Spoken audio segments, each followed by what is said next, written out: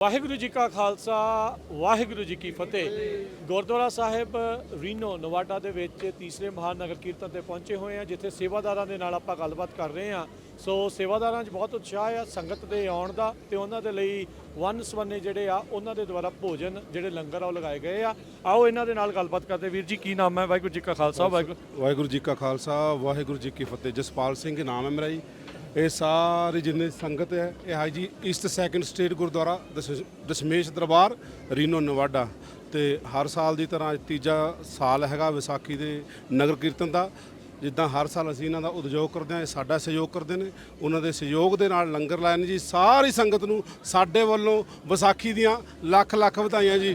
ਵਾਹਿਗੁਰੂ ਜੀ ਕਾ ਖਾਲਸਾ ਵਾਹਿਗੁਰੂ ਜੀ ਕੀ ਫਤਿਹ। ਕੀ ਨਾਮ? ਮੇਰਾ ਨਾਮ ਮਨਜੀਤ ਸਿੰਘ ਜੀ। ਕੀ ਕਹਿਣਾ ਚਾਹੁੰਦੇ ਹੋ? ਵਿਸਾਖੀ ਦੀਆਂ ਲੱਖ ਲੱਖ ਵਧਾਈਆਂ ਦੇਣੇ ਚਾਹੁੰਦੇ ਆ। ਵਾਹਿਗੁਰੂ ਜੀ ਕਾ ਖਾਲਸਾ ਵਾਹਿਗੁਰੂ ਜੀ ਕੀ ਫਤਿਹ। ਹਾਂਜੀ ਕੀ ਨਾਮ ਹੈ ਜੀ? ਮੇਰਾ ਨਾਮ ਜੀ ਪ੍ਰੀਤਮਿੰਦਰ ਸਿੰਘ, ਤੇ ਅਸੀਂ ਜੀ ਦਸ਼ਮੇਸ਼ ਦਰਬਾਰ 790 ਈਸਟ ਸੈਕੰਡ ਸਟਰੀਟ ਗੁਰੂ ਘਰ ਤੋਂ ਇੱਕ ਹੋਰ ਗੁਰੂ ਘਰ ਹੈਗਾ ਇਸ ਇੱਥੇ ਰੀਨੋ ਸ਼ਹਿਰ ਦੇ ਵਿੱਚ।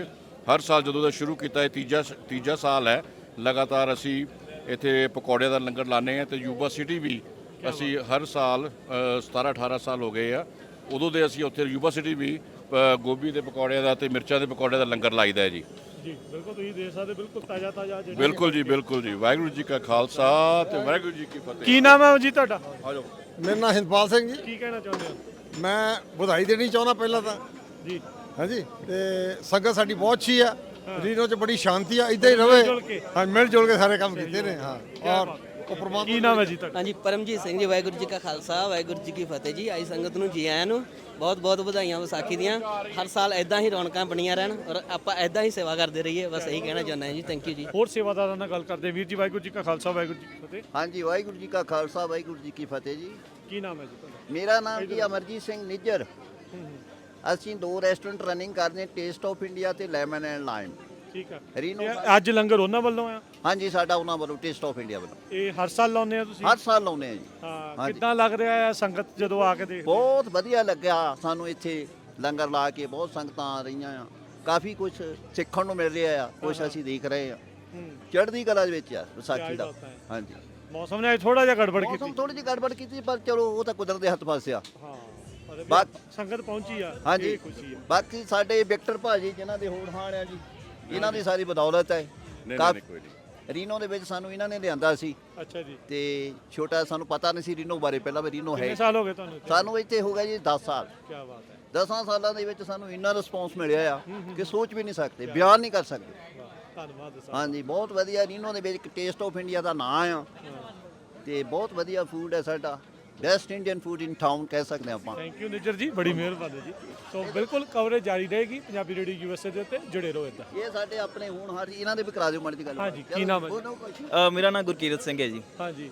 ਤੇ ਬਹੁਤ ਵਧੀਆ ਵੈਦਰ ਹੈ ਜੀ, ਬਹੁਤ ਸੰਗਤ ਪਹੁੰਚੀ ਹੈ। ਵੈਦਰ ਥੋੜਾ ਜਿਹਾ ਖਰਾਬ ਸੀ, ਚਲੋ ਬਾਬਾ ਜੀ ਦੀ ਕਿਰਪਾ ਨਾਲ ਵੈਦਰ ਸਹੀ ਹੋ ਗਿਆ ਤੇ ਪ੍ਰੋਗਰਾਮ ਬਹੁਤ ਹੀ ਜ਼ਿਆਦਾ ਵਧੀਆ ਹੋ ਗਿਆ, ਸਾਰਾ ਕੁਝ ਹੋ ਗਿਆ। ਧੰਨਵਾਦ। ਇੱਥੇ ਆਪਾਂ ਹੁਣ ਭਾਈ ਸਾਹਿਬ ਨਾਲ ਜੀ, ਉਹ ਇੱਕ ਵਿਸ਼ੇਸ਼ ਜਿਹੜਾ ਉਹਨਾਂ ਨੇ ਸਟਾਲ ਲਾਇਆ ਥਾਈ ਟੀ ਦਾ। ਸੋ ਆਓ ਉਹਨਾਂ ਤੋਂ ਜਾਣਦੇ ਆ ਕੀ ਚੀਜ਼ ਆ, ਕਿਵੇਂ ਆ। ਵੀਰ ਜੀ ਵਾਹਿਗੁਰੂ ਜੀ ਕਾ ਖਾਲਸਾ ਵਾਹਿਗੁਰੂ ਜੀ ਕੀ ਫਤਿਹ। ਵਾਹਿਗੁਰੂ ਜੀ ਕਾ ਖਾਲਸਾ ਵਾਹਿਗੁਰੂ ਜੀ ਕੀ ਫਤਿਹ। ਆਪ ਜੀ ਦਾ ਨਾਮ? ਮੇਰਾ ਨਾਮ ਕੁਲਦੀਪ ਸਿੰਘ ਹੈ।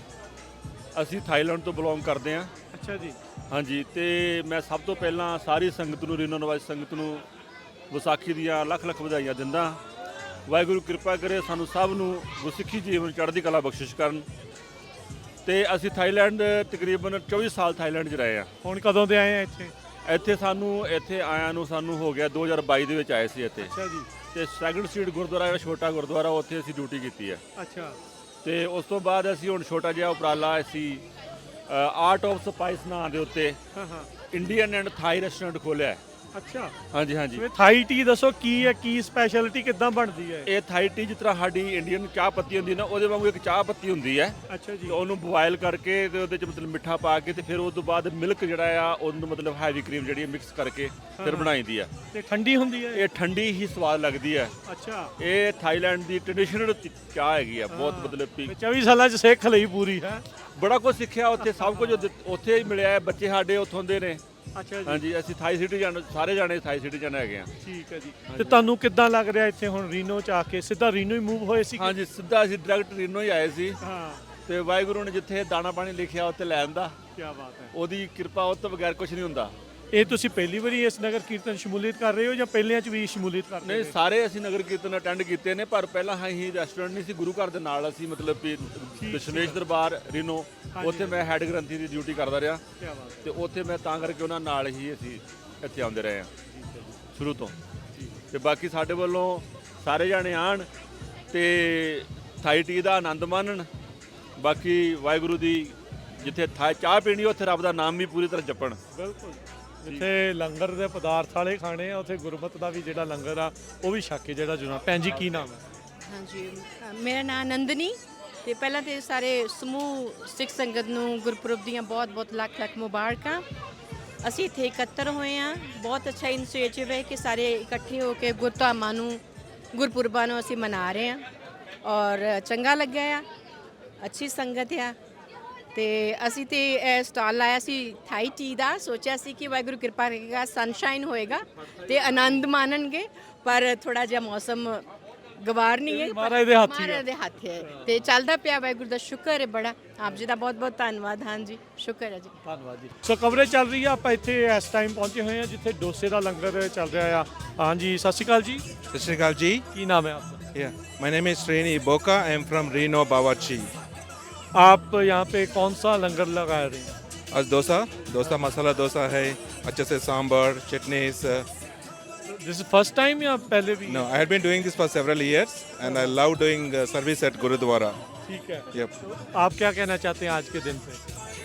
सभी को just enjoy the event. This is been done by awesome gurdwara team out here, so we are all here to support. Let's enjoy the event. Thank you. Thank you ji.